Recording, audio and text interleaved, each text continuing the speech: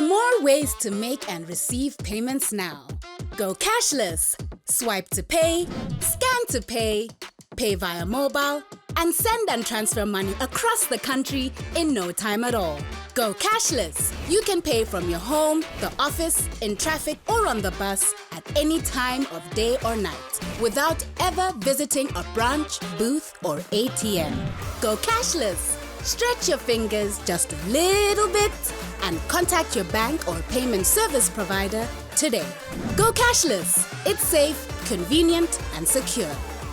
This message is brought to you by the Bank of Zambia.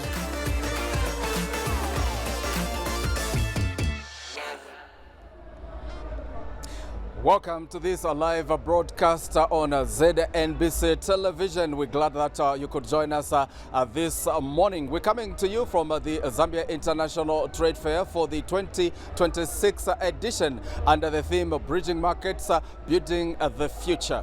Right now, I am at the Bank of Zambia Pavilion. Obviously, among key issues will be economic indicators, inflation, as well as the general outlook for the economy. After the break, we join the bank governor together with bank officials for the briefing.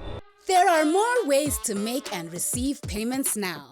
Go cashless, swipe to pay, scan to pay, pay via mobile, and send and transfer money across the country in no time at all. Go cashless. You can pay from your home, the office, in traffic, or on the bus at any time of day or night without ever visiting a branch, booth, or ATM.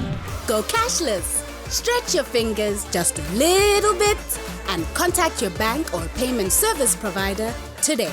Go cashless. It's safe, convenient, and secure. This message is brought to you by the Bank of Zambia.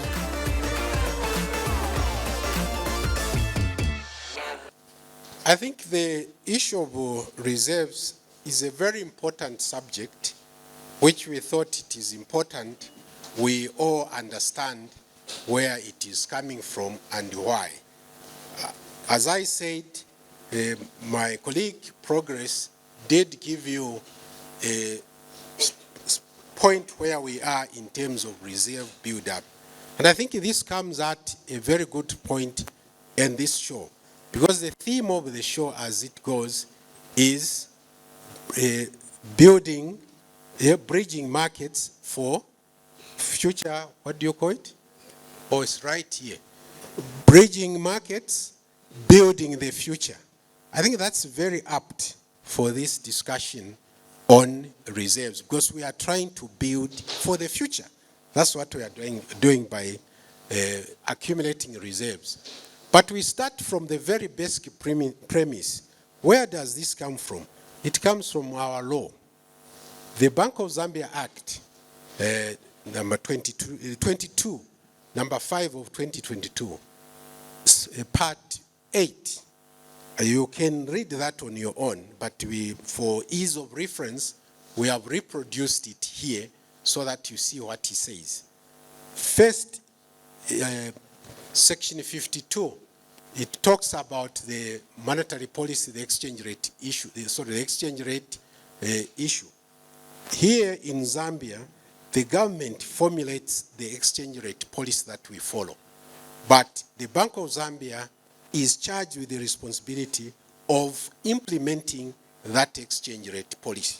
That's what 52 is talking about.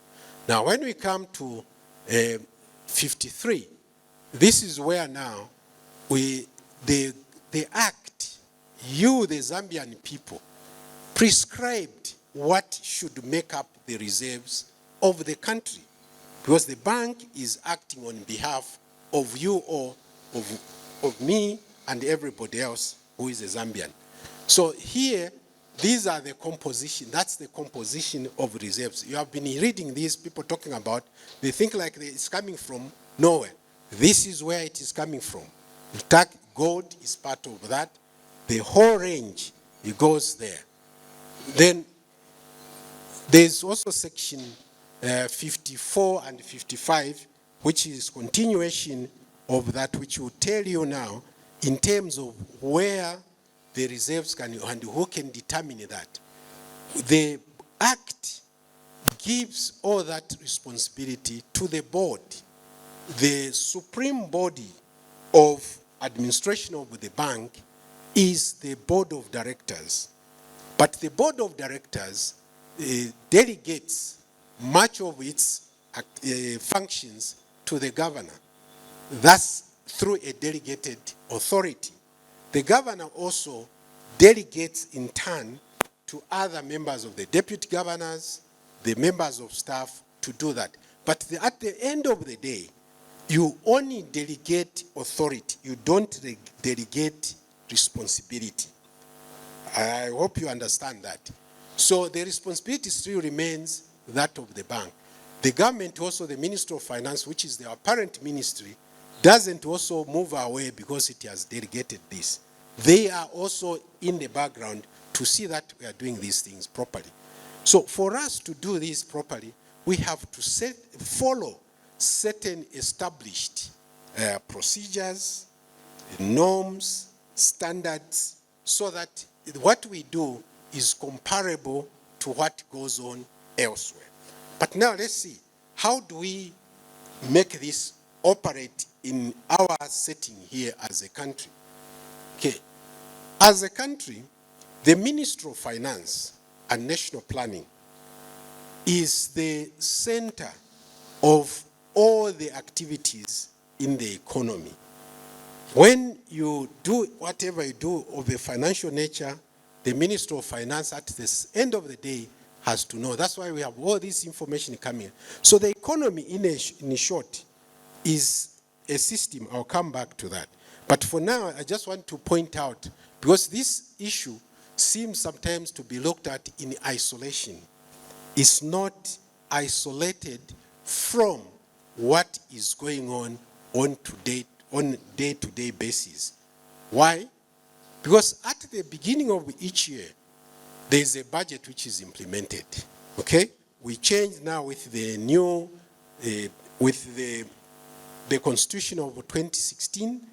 Every September, the Minister of Finance presents a budget proposal to Parliament for what he plans or she plans to raise in revenues and how he's going to expend that money. So every money that comes into the economy must be accounted for, and every money that is spent must be accounted for. So the budget, that's the tool that is used to do that. So in the budget, this is an extract from the 2026 budget that you all covered here as journalists, and the others also read. You'll see that under the macroeconomic objectives or the targets that the minister announces, this is not just in the 2026 budget. That's what has been happening since independence in every budget. Every Minister of Finance, or when we had planning is separate from the Minister of Finance, the Minister of Planning would set these targets. Those of you who have looked at Zambia's economic history, you recognize that we used to have annual plan, we used to have the yearly plan, which is the budget, and we had the longer term budget. But all these now have been collapsed into the budget and the medium term expenditure framework. And then you have also the annual borrowing plan that the minister presents. There's also the medium term borrowing plan. So all those contain all the activities that we must undertake in a given financial year.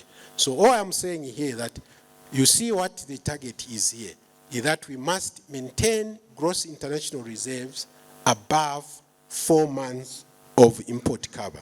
So that question which was raised earlier on, how much reserves can we last? How long can the reserves we have last? So where we are is, I think, coming to about 5.2 months of import cover. What does that mean when you say import cover? It means that if we don't have any inflows by way of exports, which we are talking about here, we should be able to survive to own the reserves that we have accumulated. That's what it means. If it is at a personal level, you take your salary. If you stop to work, how long can you survive without getting any money from anybody? That's what your cover is. So this, for the country, is import cover. We take all the imports that we import, aggregate them, and then we divide into the reserve that we say, so what we have here can take for that. So that gives us room to plan.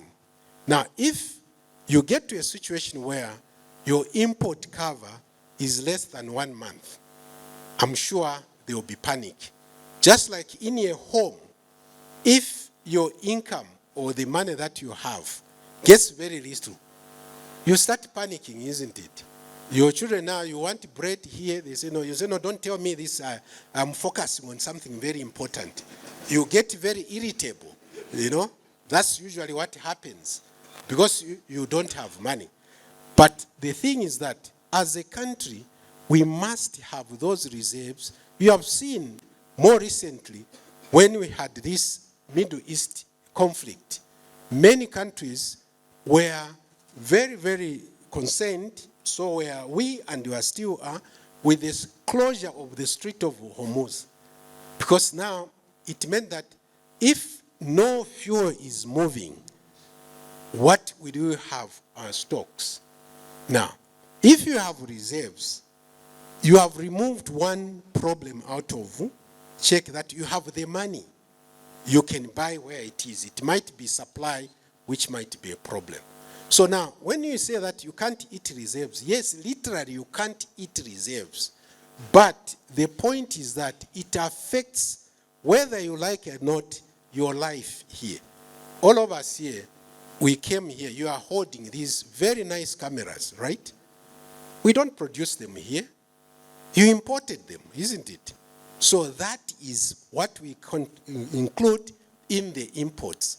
It's not that you go to the government, give me money. No, when you go to the bank will find the foreign exchange. When they don't have, they'll come to the Bank of Zambia. No, we want to do this. And as the Bank of Zambia, that's what Progress will say, that we supply to the market to make commerce go. You only realize that when there's no money. But then, to show you more, this is how the economy is, simplified. We can break the economy into 4 sectors. We start with the real sector. Oh, it doesn't point when you have. Yeah, if you start on the left-hand side there, this is where we are all. You know, individuals, companies, that's where the real thing. When my brother here, David, was saying, people on the ground, this is where you are in the real sector. You are demanding, you are wearing clothes, someone has produced, you are wearing a cap, someone has to produce. All that requires money at a certain time. Then we look at the fiscal sector. What is the fiscal sector? This is Revenue Authority. They are just next door here. This is who mobilize resources from all of us here. You pay tax. When you don't pay tax, they get concerned. Why? Because the minister needs money to spend to meet our requirements. So then we look at the financial sector. This is where the central bank is. We are looking at banks and the non-bank financial institutions, the financial sector as it were. Interest rates, you are interested there. There we get the inflation which we are talking about area. Fiscal here, we get the deficit. That is, if it is not sustainable, it will create a problem. Then we have the external sector. Now we look around, what is our relationship with the outside world? Now the way the economy works is that we use a simple system because at the end of the day, we have to balance things. There's a lot of things going on a daily basis. If you run a business, you sell this, you buy that, you sell that. At the end of the day, you have to account for that. How did my money go? Which went where and all that. So that's where accounting comes in. Now, in accounting, those of you who know accounting, I'm sure you should know too. You should, if you haven't paid attention, you do it without knowing. You see, for every outflow, there is an inflow. Or for every inflow, there's an outflow. This is double count, the double entry book keeping simple. So the economy too, we do the same. For every inflow, there must be a corresponding outflow. This is what the export tracking there is trying to do, to track where did our exports go. Then we want also, where did our imports come from? Who supplied what? Then we balance, because sometimes someone will say, I exported, but what did you get? We are not getting anything. Someone say, I imported. What did you import? Sometimes we find it's imported the air, but you have to pay as a citizen through the taxes. So there's what is called the system of national accounts. All these must balance at the end of the day. If they don't balance, there is a problem in the economy. And the exchange rate is one clear variable which shows up when there is an imbalance. You find that if there is shortage, the exchange rate will depreciate. Then you are wondering what is going on, you know. If there is more inflow, the exchange rate will appreciate. Now, we are at a point where we don't see this. Why? Because there is balancing of these different sectors of the economy. And the reserves are traced in all these. When the minister says that he's allocating money to education, it has come from somewhere there. It's part and parcel of that thing. Because it's taking away from one and giving to another. The social cash transfer is also helping those who may not be earning an income like us who are here. Okay? Then you saw that there's unemployment, youth unemployment, and there was drought. There came cash for work. That money comes from somewhere else. Then you have the recruitment of teachers. Progress there explained that we had in 2021, where we had an allocation by all the countries of the world, 50% of our quota. This money came into our reserves, which was part of that. But the government saw it fit that no, can we use this money to meet one of our major problems? That was agreed. We bought those SDR and gave them kwacha, which kwacha was used. But obviously the foreign currency part of it is with us, is part of those reserves. But actually kwacha went out. Then also you must realize that you must use the right tool for the right job. Reserves are a tool. Exchange rate is a tool. Tax is a tool. So when you have a domestic problem, you don't go and start getting the foreign exchange to use on which you can use kwacha, which is available. This is why we also said no. Domestic transactions, settle them in kwacha, because that's what we have. Okay? And even at a personal level, household level, you have that money which you keep under the pillow. I mean, we have in the families, people have died without revealing where they hid their money. And it becomes a big issue at the families who took that money. You know, some end up being lost. But when you have that reserve, you really think twice before you touch it, right? But you can use it to borrow somewhere that, no, you see, smooth me out, I have a problem because I'm expecting money which has been delayed. Now the government uses the tax system. We pay taxes, but not everybody pays every day, okay? But expenditure is daily. The government needs to have money, so they can borrow temporarily to smoothen out. But you don't go and dip into your reserves to do that. But by having those reserves gives you the atmosphere. So this is coming to that. But let me just try to go winding down. Now, as a country, when we defaulted, which was in November 2020, like progress, you can see from 2017, you see what is happening to our reserve position. It was coming down. And we are concerned, rightfully so. How do we deal with this? So in 2019, we said no. We export, mines export copper and other minerals. Why can't we get some of that directly into the central bank and we give the government the kwacha, then we keep this? It was agreed. So we started in 2019 by getting royalties. But we saw that that was not taking long as anywhere. You can see the reserves continued to go down. Until in 2020, we said no. Can we expand this to all other taxes in the mining sector? And it was agreed. But we are fought back.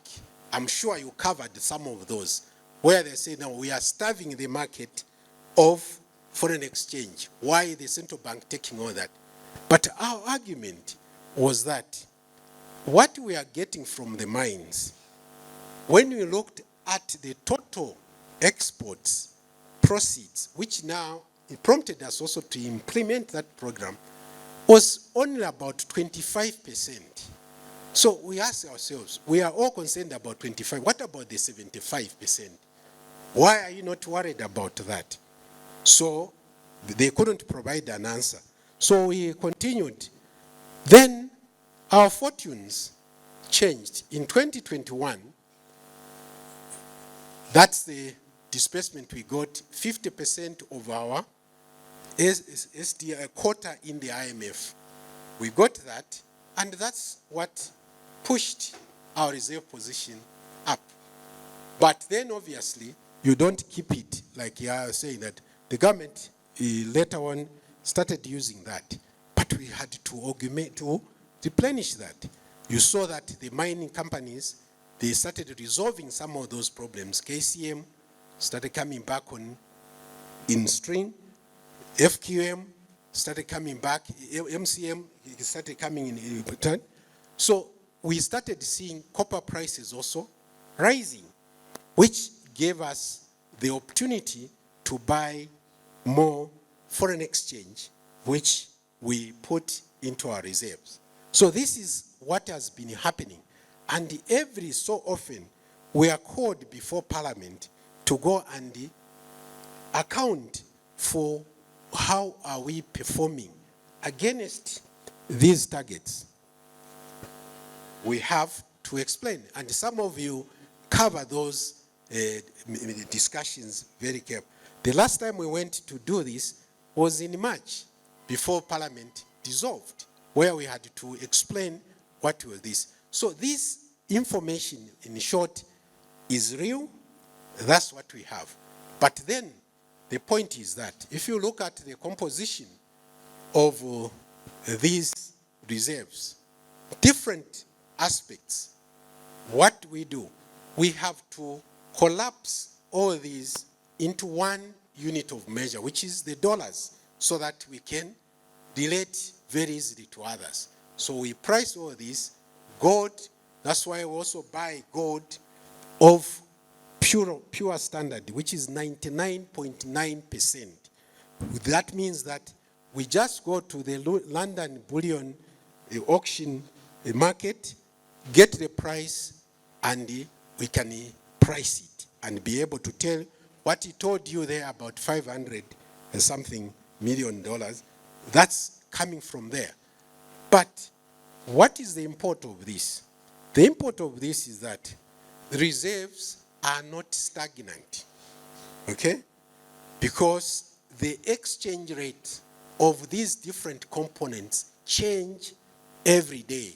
And during the day, they change every minute. So you report reserves at a particular time. Those who have done accounting will know that it's end period, where you say that at this point it's like a freeze picture. You are taking a video right now, yes? So if you want to focus on something, you stop it, isn't it? And zoom in on that. So that's what we are doing for reserves. We zoom in at one particular date, which can enable you to go and check what was the exchange rate of this, to cross-check if we are lying, you can be able to say, no, they lied. On that day, the exchange rate of this was this and that. But if we just say, no, the reserves are 6.7, without giving you the time, the date when it is, you can't relate, because when you're going to go there, you find different exchange rate. Then you come and say, no, things are not adding up.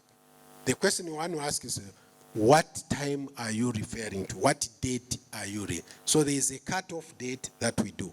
And for policy purposes and strategic reasons, we keep a 2 months lag, because this is a live information. Now, believe you me, if this was not correct, the rating agencies will be here.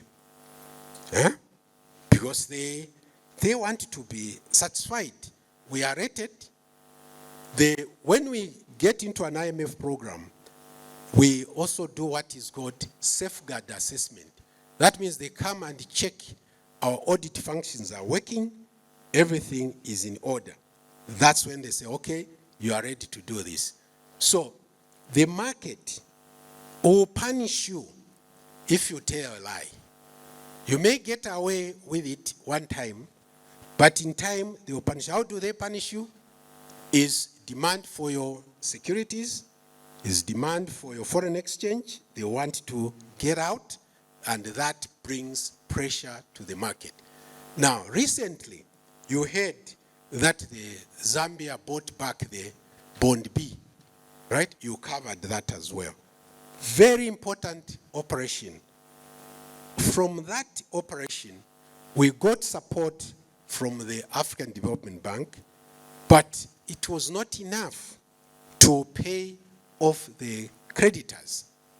We used part of our reserves to buy that. But you didn't see anything else suffer. Why? Because we had a good buffer of reserves. There was debt service which we had to make of over $340 million. On top of that, we made that without, again, you seeing any problems. But in the past, if we did that, the exchange rate and the other variables would suffer. You will see them immediately. So, colleagues, what I'm trying to tell you is that this information is information which is available. If you go to our website, you'll find in our fortnightly statistics, we produce this information religiously throughout the year. You don't even have to ask us a question if you follow that, because you get all that. The ins, the outs will all be there. So we thought that it might be helpful to go to this bit of length to explain this phenomena. For us as a central bank, this is one of our bread and butter. That's what we do.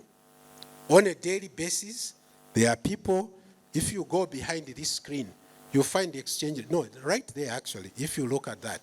That's frozen, but it is active on a business operation day. That is live. And we are seeing internationally what is happening.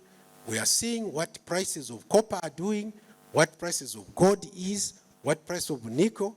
And then lastly, when we are deciding how much reserves in what composition we are guided by our external obligations. Our debt is still running. I think there was that question. Now, obviously, there is a time frame within which that must be paid. You don't pay it at once. Unless you default, like what we had done, then everybody say, pay now. I'm sure I have experienced at a personal level. If you don't make your payment, the bank will say, now, everything is due. Now you start wondering why I can't pay now. They want me to pay all of it. It's because you have become too risky. They said, no, this one can one day just run. Now, free information for you here. If you borrow money, the bank wants collateral, isn't it? Usually they'll go for a collateral of item you care about most. Why? Because they know that you act not to lose that item. So equally as a country, when we are borrowing to smooth us out, they look at what assets we have. So the reserves is that particular asset. Say, okay, they are good. We can lend them, they will pay. I'm sure at family levels too, we know in our communities who you can go to borrow, isn't it? Why?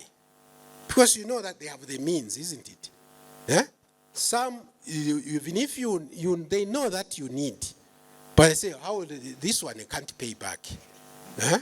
Even so, it can become difficult to borrow from a neighbor if they know that, no, you all the time you are asking for salt. What is wrong with you? So I think this is very important because now for the country, we add all this. We don't want to be that. When we didn't have reserves, believe you me, it was very difficult to talk. The moment people hear, you are from Zambia, oh, the country which devoted. So no. No, we have changed. How have you changed? So we have to put our books in the open to be examined. So when the examiner said, oh, actually, you are actually now telling the truth, and we come back into business. So let's not destroy what we have built over a very long time, and we are bridging markets, building for the future. That's what it is. So to my dear sister who asked, this is how long will it be? It's for now, this is what we are saying, that if we didn't get anything from anywhere, we should be able to survive this. But that's not what you want to do. You have woken up today, you came to work here. You don't say that because I already made this money, I don't work. No, we will continue to work so that you can embellish what you have. That's what we have to do, and we are continuing to do. So as a central bank, this is our core mandate to keep the reserves, your reserves. They are not our reserves. They are your reserves. We are custodians. And obviously, you have a reason to doubt if we are not managing those. Finally, only why don't we keep them in the Bank of Zambia? I think the people said, do you have this? Well, I will put it to you this. Your deposit that you took to the bank, actually don't take any deposit now unless you are in trading or anything. Your salary, how do you know that you have the money? How do you know? You just get an advice from your employer, isn't it? When it is the account, they will send you a text message. Oh, your account is credited. You are jumping there. Do you see the physical money? You don't. So the physical money which they are showing here is a small component of the money that you have. The rest are balances.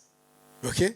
As long as you have those balances and they are verified, that's what you need.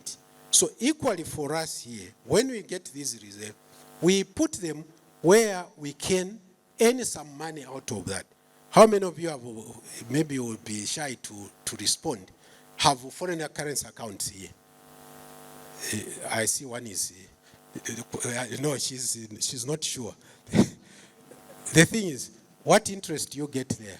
Zero. Huh? That's what happened, because it's a current account. They don't pay you any interest. So now, if we put our reserves in that, we won't earn any interest. So we put it where it can earn interest, but it's reachable when and when we need it. The other thing you must know, if you are not aware, back in the 80s, when there was exchange control, we accumulated a lot of liabilities. Meaning, if you wanted foreign exchange, what used to happen, you have to come to the bank through your bank, bring the kwacha, we hold it, and then you wait until there is an allocation. If you are lucky, you are allocated, then you use that kwacha to buy. If you are not, it remains. But this went on and on and on, and we built up this pipeline. So at some point, I think it was 94, we decided, no, we do a buyback. Meaning, we said, now, if you are willing to take 11 cents to $1, on the principal amount you have, the interest we forget we can pay you. Some said no, we don't want this. Others came forward, we did that. Those who didn't come back, some said, no, you owe us money, which could have happened also in 2020 when we defaulted. They could have taken us to court. So those who are not paid, I'm sure you have heard of voucher funds, right? The voucher funds are those people who bought that debt at a giveaway price and then turned around that, no, I have your debt, you pay me the full amount. We said, no, we are not going to do it. We said, okay, we'll see what happens. They are looking now for our assets. That's what they'll do also. You see, these who collect the debt, yeah? They give it to debt collectors who will come. Wherever they know that you have an asset, what do? They pounce. They garnish that. So our assets were being targeted during this period. So we learned a big lesson that no, you must keep your reserves where they are secure. Nobody can walk in and just take them. So that's why there's this bank which is called BIS, Bank for International Settlements. That's a banker for banks. Here in Zambia, we say the central bank is a banker to the government, right? And a banker to banks. But globally, we have this bank which is called BIS, which is in Switzerland. Switzerland is a neutral country. It's independent, and there are very strong laws about that. So that's where all these, our countries, keep their money. So when we want it, we take it, and when we don't, we keep it. Because once we put it in a secure, I'm sure if you heard that today, the Bank of Zambia lost some money in a bank, I'm sure you'll be fuming. Why? What did you do that? So we have to follow those security of the money. So that's what goes on in the real world. So unlike what you say, also we have a real world. Yeah? When you say in the real world, there is also the real world up there. But we have to bridge these two worlds. So the money that is there circulates in a different way, not the usual way that we are accustomed to seeing. So our role is obviously to explain these linkages that are there. But sometimes we don't do a very good job, and that's why we rely on you as journalists also who can explain these things in simpler languages. Because some of these terms are not easy to explain, because the equivalent in vernacular is very difficult, you know. What are reserves in the vernacular? What is debt buyback in vernacular? So those are the things you must test yourself.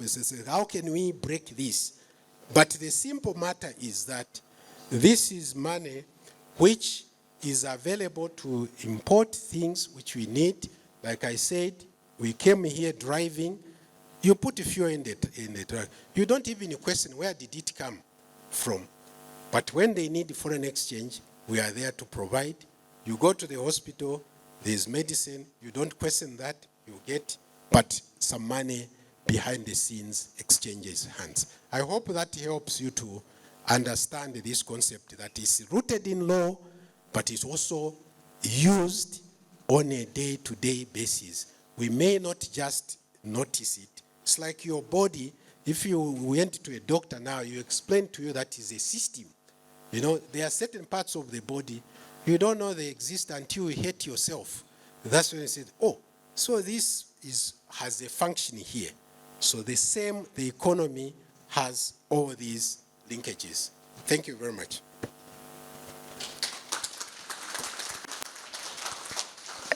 So I don't know if Thank you very much, Governor, for that very comprehensive presentation on international reserves.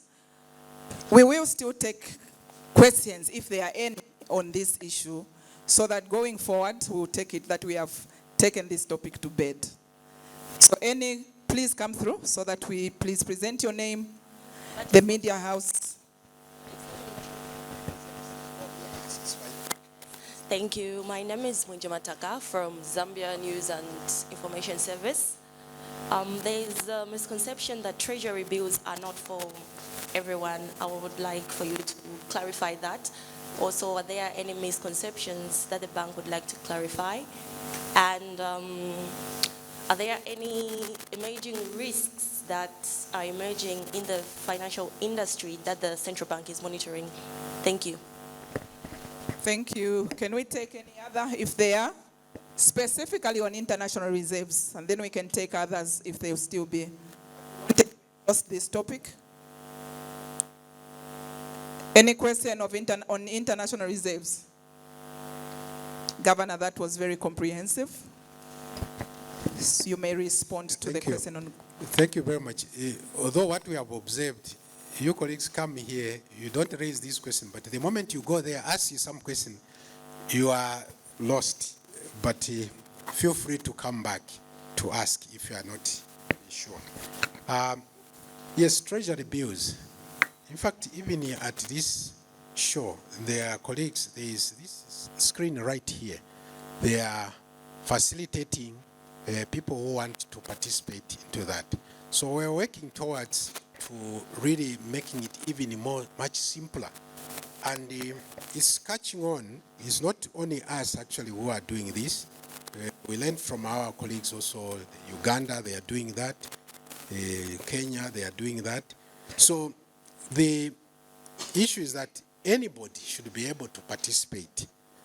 You see, when we started this process, we had subcontracted it out, so to speak, to the banks, that for you to get treasury bills on bonds, you have to go through a bank. The simple reason of that, you have to have an account. Because when you come to bid, you must have the money. You can't now, when you have successfully bid, that's when now you start running around, can I get money? You know, that won't work, the market won't close. So, by going to the bank, we are assured that the money was there for whoever was participating in the market. But we saw that there were barriers which individuals like yourself and then were encountering to exercise their options. So that's how we developed this app to say, no, let's go directly. But to do that, you have to open an account. This is what the colleagues are doing in CSD. This is the Central Securities Depository. The reason again is to assure us that actually the money is there, you see. So every transaction is conducted through that.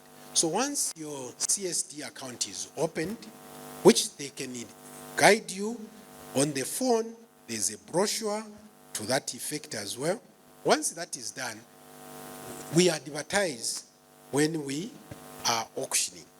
If you have a big amount, it's over 5,000, how many? Or 1,000. Yeah, you can participate in the auction. But if you don't want to participate in the auction, there are those who are selling what they held because they don't want to hold it to maturity. You can buy that from there. Banks also can facilitate. So these are off-tender kind of auctions that happen. So yes, you can participate. There's no restriction. It's just the feeling that people have that, no, maybe I'm not qualified. No. Ask and you'll be told if you are not able to participate. But chances are that you'll be able to. And it's not able to have an income like that. No, we say, no, give us your pay slip. No. We want you to open an account, and that account will enable you to do that. But of course, we have to know your KYC. Who are you? You know? Because sometimes the money could be proceeds of crime. You know, so we have to know where the money has come from. Otherwise, we don't want to be complicity in committing a crime. So clean money comes. Sometimes if we missed that and law enforcement does find out that no, there's some question marks are that, they will inform us that such and such person, can you hold on first until we finish our investigations? And if they find something, they will tell so. If they don't, there are laws also which protect individuals that they release that happens. But even when it is under investigation, the money is earning the interest that you are promised.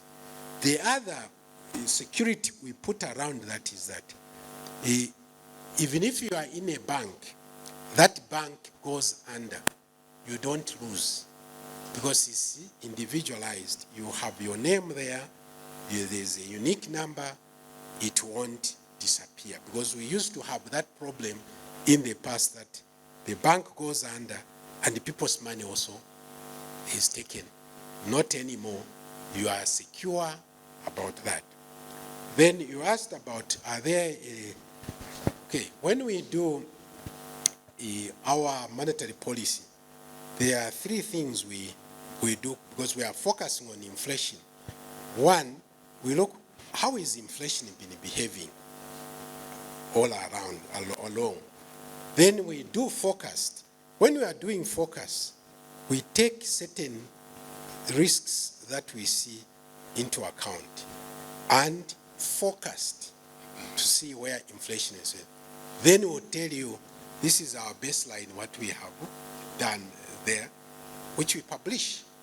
But we also publish the forecast, which we never used to, but then people said you are courageous. But we feel transparency is very important. So we produce that information so that you see what we are seeing too going forward. Now, at the end of that, we will pause. We said, okay, we have gotten this forecast.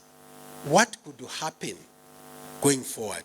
Can inflation go up, or can it go down further from where we are? Then we take account of the risks. Right now, some of the risks are from the Middle East, the geopolitics. You know, that's a risk, because it has introduced uncertainty. I'm sure you are like me. Before the Middle East conflict, this one, didn't know where Strait of Hormuz was. Did you?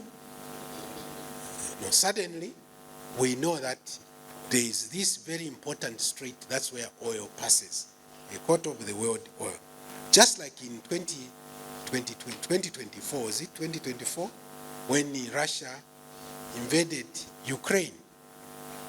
People didn't pay much attention about Ukraine. Until that happened, they said, oh, so the grain comes from there. Those especially who consume a lot of wheat, that's when we came to know. So that, obviously, that choke point created its own problems. It was not just that oil prices went up, there was also the movement of sheep. Because you see, sheep are in business. They carry crude oil sometimes, next they'll carry other types of goods. But now, if they cannot offload, it means there's a backlog. These are the logistical challenges that happen. So all that we say, that's a risk. But there's other ones on the financial sector side. You see, inflation. Here you are celebrating that inflation is coming down. In other parts of the world, inflation is going up, including in the US. You know, so when that is happening, that means the central banks in those countries, most of the major economies, they are going to react by tightening monetary policy. So when they do that, it means that the dollar will start gaining power, and when it does, it brings about depreciation in other currencies. Now, when your currency depreciates, commodities that are priced in that also start going up. So it affects our inflation. So those are the risks we are looking. But there's a local risk also. I will be failing not to mention. When there are elections, they are also considered to be a risk. And yet, obviously, it's a necessary thing for democracy. But why? It's because during elections, certain things happen which don't happen when you don't have elections. So we flag that, not that it's going to materialize, but we flag it to you so that you are aware and make an informed decision in what you do. So I hope that answers your question. Okay. Thank you very much, Governor. We have now come to the end of our media tour. I would like to take this opportunity to thank all the media houses that were represented at this briefing. Thank you very much, and I want to believe that now we have a lot of information that we can work with around issues of international reserves. We will be sharing the slides with those that are willing to have, and any of the presentations that we made, if you're interested, please feel free to reach out. We will share this data. Thank you very much. Do have a blessed day.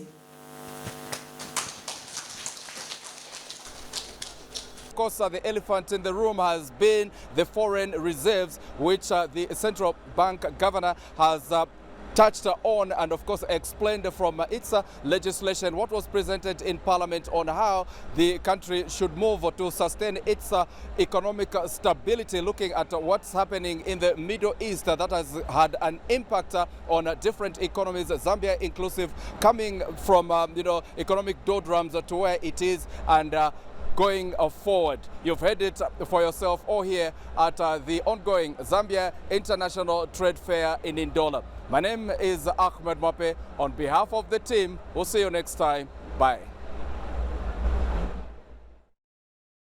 Make and receive payments now. Go cashless. Swipe to pay, scan to pay, pay via mobile, and send and transfer money across the country in no time at all. Go cashless. You can pay from your home, the office, in traffic, or on the bus at any time of day or night without ever visiting a branch, booth, or ATM. Go cashless. Stretch your fingers just a little bit and contact your bank or payment service provider today. Go cashless. It's safe, convenient, and secure. This message is brought to you by the Bank of Zambia.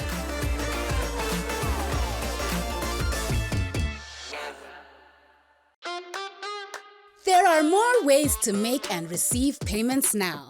Go cashless. Swipe to pay, scan to pay, pay via mobile, and send and transfer money across the country in no time at all. Go cashless.